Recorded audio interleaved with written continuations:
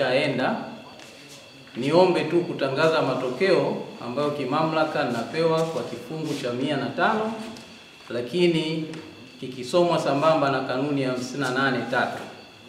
Kwa mamlaka niliyopewa na Tume Huru ya Taifa ya Uchaguzi, ninaomba nitangaze matokeo kama ifuatavyo.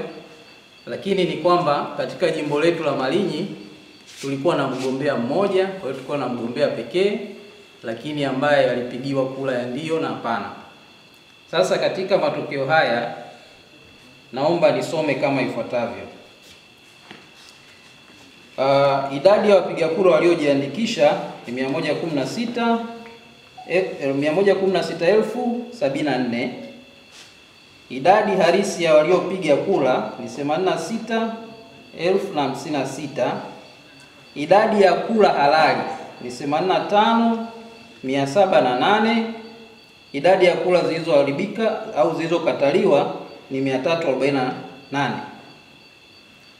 Kwa upande wa hapana kulikuwa na kura 1469, na kwa upande wa mgombea kwa maana Mectridis F Mdaku Chama cha Mapinduzi amepata kura 84,239.